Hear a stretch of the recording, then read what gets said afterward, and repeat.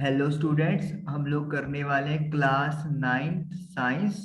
और हम लोग फर्स्ट चैप्टर यहाँ पे कर रहे हैं। और फर्स्ट चैप्टर में हमारे पास नेक्स्ट टॉपिक है effect of change of pressure.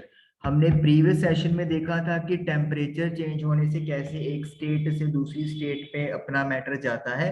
तो आज इसी चीज को समझेंगे, लेकिन प्रेशर के चेंज होने से। We have already learned that the difference in various states of matter is due to the difference in the distances between the constituent particles. हमें ये पहले पढ़ दिया है कि अगर मैटर की जो स्टेट है वो अलग अलग है, तो उसकी वजह क्या है कि जो पार्टिकल्स के बीच का डिस्टेंस है वो अलग अलग है। सॉलिड्स में ये डिस्टेंस बहुत कम है, लिक्विड में थोड़ा ज्यादा है और गैस में बहुत ज्यादा होता है। What will happen when we start putting pressure and compress a gas enclosed in a cylinder? क्या हो अगर हम लोग एक गैस को प्रेशर, मतलब हमने एक सिलेंडर लिया है और उसमें गैस पुट कर दी है और उसमें हम लोग जो प्रेशर है वो इंक्रीज कर रहे हैं, मतलब गैस को दबाया जा रहा है, कंप्रेस करने की कोशिश की जा रही है, जैसे आप फिगर में भी देख सकते हो। Will the particle come closer? क्या पार्टिकल्स पास आएंगे? बिल्कुल, आप देख सकते हो जो डिस्टेंस है वो प्रेशर लगाने पे कम हो रहा है। Do you think that increasing और decreasing the pressure can change the state of matter? क्या प्रेशर को इंक्रीज करने या डिक्रीज करने से मैटर का स्टेट चेंज हो सकता है? Applying pressure and reducing temperature can liquefy gases? Gases liquid में बदल सकती हैं अगर हम लोग प्रेशर अप्लाई कर दें और टेम्परेचर को कम कर दें। टेम्परेचर बढ़ने से सॉलिड लिक्विड में, और अगर और बढ़ जाएगा तो लिक्विड गैस में कन्वर्ट हो जाएगा।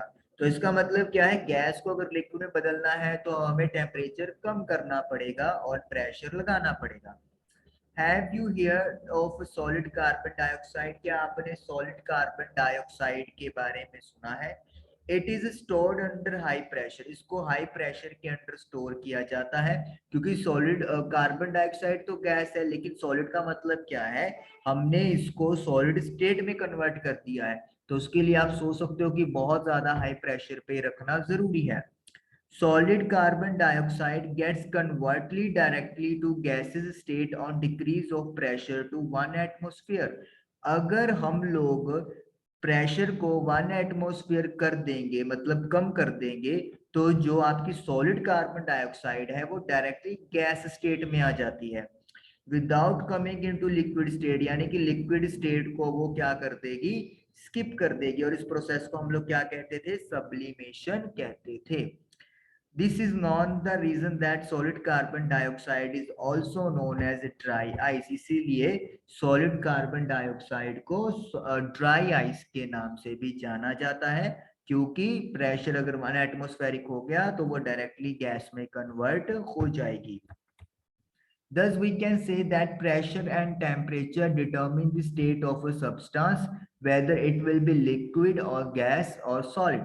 तो इसका मतलब क्या है, प्रेशर और टेम्परेचर ये दो फैक्टर हैं जो ये फैसला करते हैं कि एक सब्सटेंस का जो स्टेट है वो सॉलिड होगा, लिक्विड होगा या गैस होगा। यहाँ पे देखिए, अगर सॉलिड से लिक्विड जा रहा है तो उसको फ्यूजन बोलते हैं, लिक्विड से गैस जा रहा है तो वेपोराइजेशन, गैस से डायरेक्टली सॉलिड हो रहा है तो सब्लिमेशन बोलते हैं। लेकिन अगर डिपोजिशन बोलते हैं। अगर गैस से सॉलिड जा रहा है तो डिपोजिशन। अगर लिक्विड से सॉलिड की बात करेंगे तो सॉलिडिफिकेशन है। सॉलिड से गैस डायरेक्टली जा रहा है तब सब्लिमेशन है। और अगर गैस से लिक्विड जा रहा है तो उसे कंडेंसेशन बोलते हैं।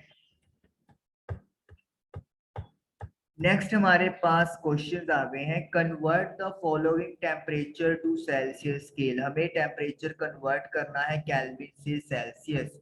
बड़ा इजी है, मैं आपको बताता हूँ कि कैसे कन्वर्ट हम लोग कर सकते हैं। जब भी केल्विन में टेम्परेचर होता है तो आपको करना क्या होता है, जितना टेम्परेचर दिया हुआ है केल्विन में, जैसे यहाँ पे 300 दिया हुआ है, आपको उसमें से 273.15 माइनस करना होता है। यस, 273.15 हो सकता है आपको 273 करवा दे, बट एक्चुअली वैल्यू 273.15 15 होता है। तो जब आप इसको माइनस करते हो, जो आपके पास वैल्यू आएगी that will be in degree Celsius. अगर मैं 300 में से 273.15 माइनस करूंगा तो I am getting 26.85 degree Celsius. तो मैं सी तो यहाँ पे लिख देता हूँ, डिग्री आप लोगों को यहाँ पे पुट प्लेस करनी है जैसे यहाँ पे की हुई है। 573 केल्विन है, तो 573 केल्विन मतलब 573 में से 273.15 माइनस करेंगे। तो जब 573 में से 273.15 माइनस करेंगे तो I am getting 299.85 degree Celsius. तो इस तरीके से टेम्परेचर डिग्री सेल्सियस में कन्वर्ट हो जाता है। नेक्स्ट है what is the physical state of the water. Okay, यहाँ पे क्लियर कर देते हैं आप सारा diagram. What is the physical state of water at 250 degree Celsius. 250 degree Celsius पे पानी का स्टेट क्या होगा। देखिए, हमें पता है जो पानी होता है वो 100 डिग्री पे बॉयल हो जाता है, मतलब वो वेपर में कन्वर्ट हो जाता है। तो ये टेम्परेचर तो 250 बहुत ज्यादा हाई है 100 से, तो यानी कि यहाँ पे जो स्टेट होगा वो गैसियस स्टेट होगा। 100 डिग्री सेल्सियस पे एक्चुअली में वाटर लिक्विड और गैसेस में दोनों में अवेलेबल होता है, लेकिन बॉइलिंग पॉइंट की अगर बात करेंगे तो यहाँ पे हम लोग गैसेस स्टेट लिखना प्रेफर करेंगे। तो दोनों का आंसर गैसेस स्टेट आएगा। For any substance, why does the temperature remain constant during the change of state? जब भी स्टेट चेंज हो रहा होता है तो टेम्परेचर जो है वो कांस्टेंट क्यों रहता है किसी भी सब्सटेंस का।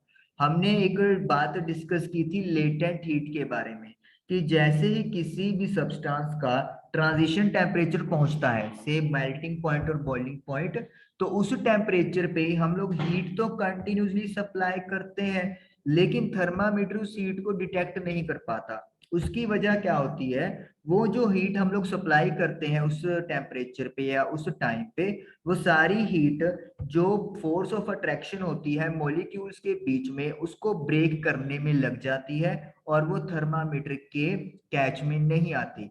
तो यानी कि वो जो हीट है वो हिडन हो गई है, छुप गई है in the contents of beaker, जो आपकी बुक में लिखा हुआ है कि बीकर की कंटेंट में वो छुप गई है, और इस वजह से जो टेम्परेचर है वो कांस्टेंट रहता है।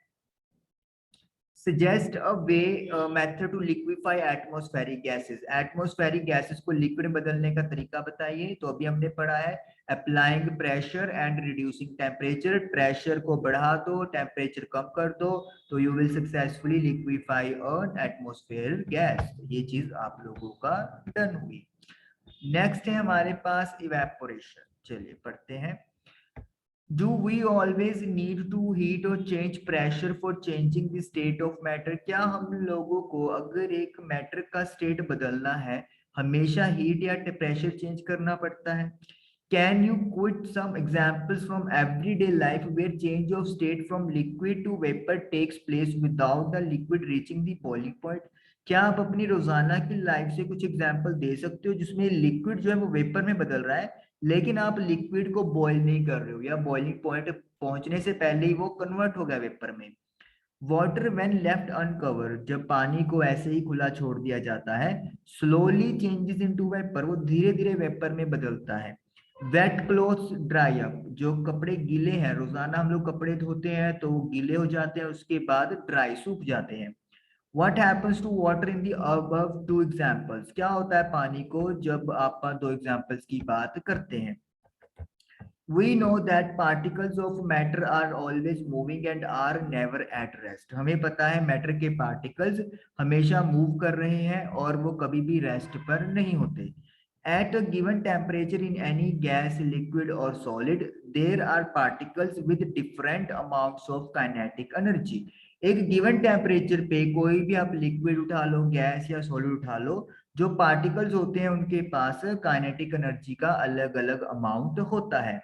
In case of liquids, liquids के केस में a small fraction of particles at the surface, surface के जो ऊपर वाले पार्टिकल्स का जो हिस्सा है, हैविंग हायर काइनेटिक एनर्जी, उनकी काइनेटिक एनर्जी ज्यादा होती है।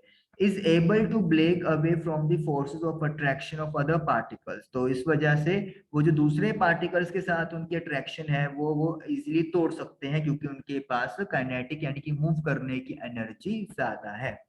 And gets converted into liquid, तो जब उन्होंने बाकी लिक्विड से अपने आप को सेपरेट कर लिया तो वो वेपर में कन्वर्ट हो जाते हैं।